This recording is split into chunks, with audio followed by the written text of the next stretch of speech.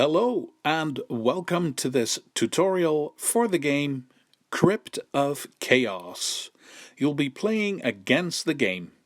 You can either do that solo or with one other player. If you find the Key of Freedom and Lost Sword, and you've taken them to the exit, you have won the game. If you don't, you've lost. The key and the sword are these cards that will be somewhere in these little decks of treasure chest cards. You can find them by going into this crypt and search for them. And again, if you find both of them and you go through the exit, you win the game. So, how do you play this game? What do you do? When you're playing solo, it's always your turn. When you're doing a two-player game, you can do one thing when it's your turn. When it's your turn, you can choose between 4 different actions. 1. Open a treasure chest. 2. Move to anywhere you want to go, for so far that's possible. 3. Fight a monster. Or 4. Flip over the top card from the dungeon deck and place it somewhere with the other ones. So again, when it's your turn, you can open a chest, move, fight, or take a card to make the crypt bigger. Let me go through those again in more detail. If you want to open a treasure chest, you have to be in a space where it shows one. The little treasure card is always there in the crypt. Just flip it over and read the text. If there is a monster in the same space, you have to kill it before you can take the treasure. If you want to move, you can go anywhere you want, but it has to be possible. For example, if there is a big hole in the floor, you can't just jump over it. You need special boots to do that.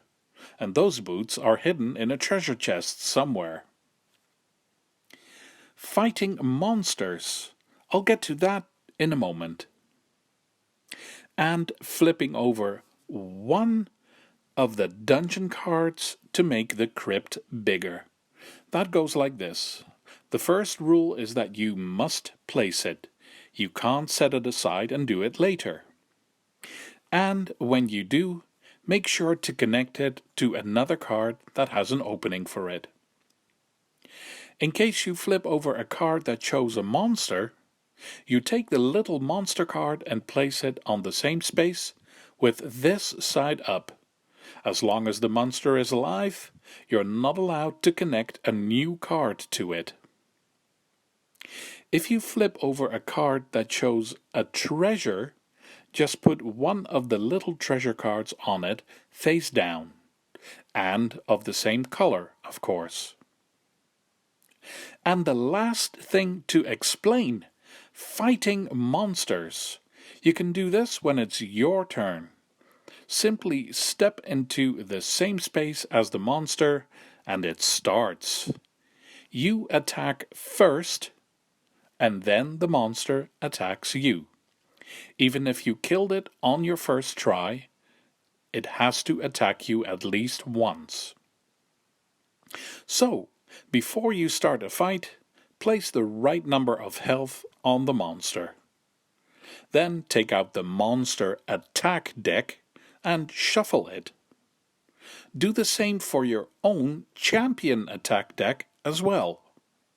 Then leave them as they are for the rest of the fight. Now you can start. Just look at how strong you are. Here, attack. And know what your special abilities are as a character. And maybe you have already found a weapon somewhere. You can use that now, but you can only use one weapon. With all that already in mind, flip over the top card from your own attack deck.